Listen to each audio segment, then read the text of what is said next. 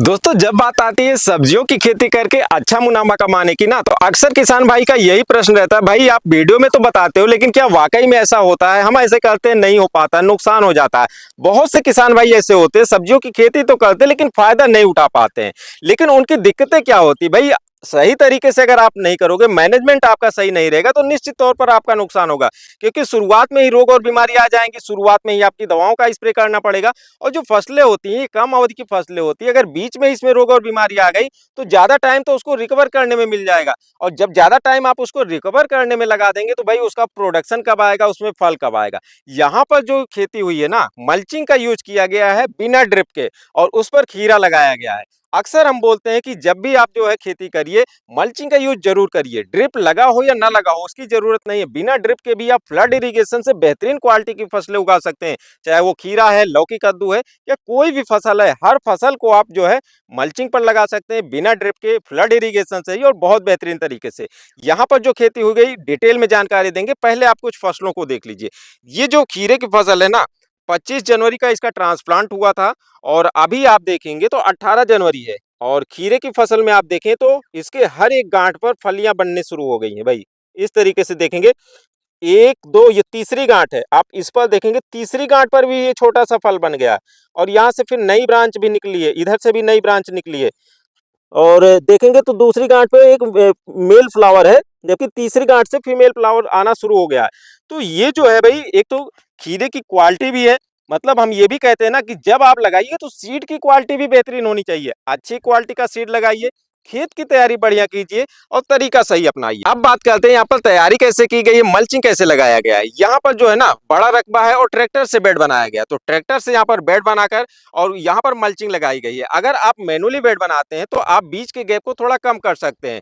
और जो आप मल्चिंग लगाएंगे, उस मल्चिंग पेपर को आपको पूरा किनारे में, नाली की साइड में पूरा नीचे तक लेकर जाना है। यहाँ पर बेड है, और ये मल्चिंग जो है ना, नीचे की साइड में पूरा नाली में आप देखेंगे यहाँ पर आप चिपक गया है। नीचे की साइड में आपको रख के वहां पर आपने मिट्टी रख दिया। इसी साइड में आप देखेंगे तो थोड़ा दूरी पर, 5-6 फीट की दूरी पर इधर मिट्टी रख दिया, किनारे में बीच में मिट्टी रख दिया। इस तरीके से आपको मिट्टी रख रख के मल्चिंग को दबा देना है। मल्चिंग दबा देने के बाद आपको क्या करना है, जितनी दूरी रखनी है, जैसे खीरे की फसल है तो 1-1 फीट की दूरी पर बुआई हुई है, तो 1-1 फीट की दूरी पर आपको होल बना लेना है। 3 इंच या 4 इंच का होल आपको कम से कम लेना होता है। इस तरीके से आप होल ले लेंगे, और आप जो है यहाँ पर आपको ट्रांसप्लांट करना है या फिर पौधरोपण करना है। अगेती खेती कर रहे हैं तो नर्सरी तैयार करके ट्रांसप्लांटेशन भी कर सकते हैं। ये जो पौधे लगे हुए हैं ट्रांसप्लांट करके लगाए गए हैं, और उस साइड में जो है सीधी बुआई की गई। ये 25 जनवरी का ट्रांसप्लांटेशन भी है और 25 जनवरी की सीधी बुआई भी है। अब यहाँ पर बात आ जाती है कि मल्चिंग हमको कौन सी लगानी है। भाई मल्चिंग आप कोई भी लगा सकते हैं, ये आपके फसल के अकॉर्डिंग डिपेंड करता है। मल्चिंग एक तो 20 माइक्रोन आती है, 21 माइक्रोन आती है, 25 माइक्रोन और 30 माइक्रोन आती है। नॉर्मली जो खेतों में यूज होता है 20 और 25 माइक्रोन का यूज होता है।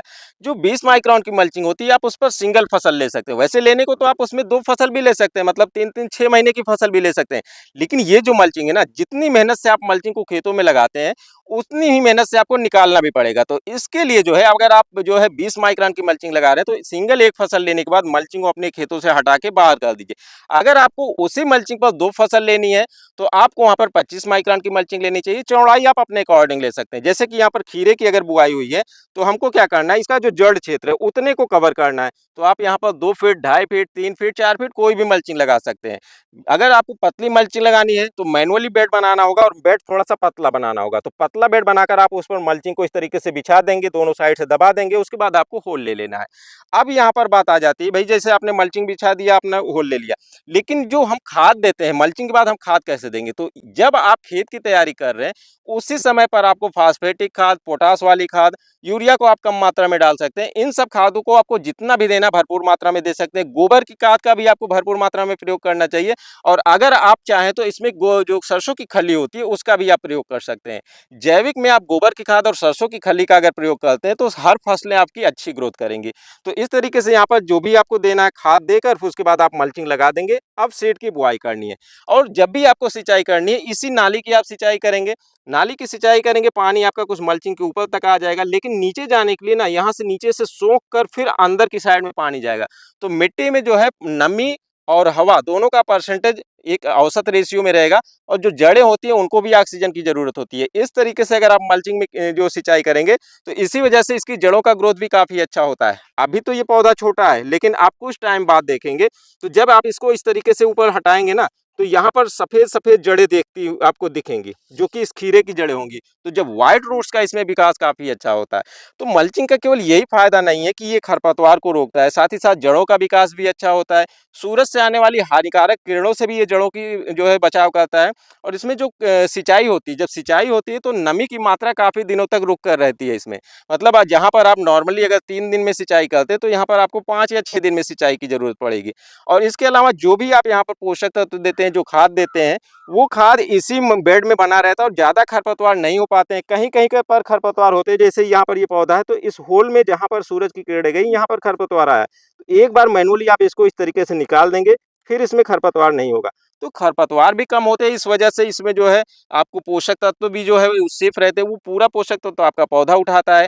इसके अलावा यहाँ पर क्या होता है कि जब आप मल्चिंग लगाए रहते हैं, शुरुआत में ही आपने पौधे को लगा दिया, अब इसमें जो पौधे हैं, इसमें कीट पतंगे भी कम आते हैं, क्योंकि मल्चिंग से जो सनलाइट रिफ्लेक्ट होती है, चमक की वजह से कीड़े बहुत कम आते हैं और फंगस जनित बीमारियां भी कम आती हैं। क्योंकि जब फंगस जनित बीमारियां तभी आएंगी जब ये आपका पौधा है, ये मिट्टी में ज्यादा कांटेक्ट में आएगा। तो यहाँ पर पौधा मिट्टी के कांटेक्ट में भी नहीं आता है, तो यहाँ पर फंगस जनित बीमारियां भी कम आती हैं। शुरुआत में आपके दवाओं का खर्चा भी बच जाता है। ऐसा नहीं है कि बिल्कुल भी बीमारियां नहीं आएंगी, बीमारियां आएंगी समय के अकॉर्डिंग, लेकिन आप उनको कम दवाओं के स्प्रे से अच्छे से आप कंट्रोल कर पाएंगे।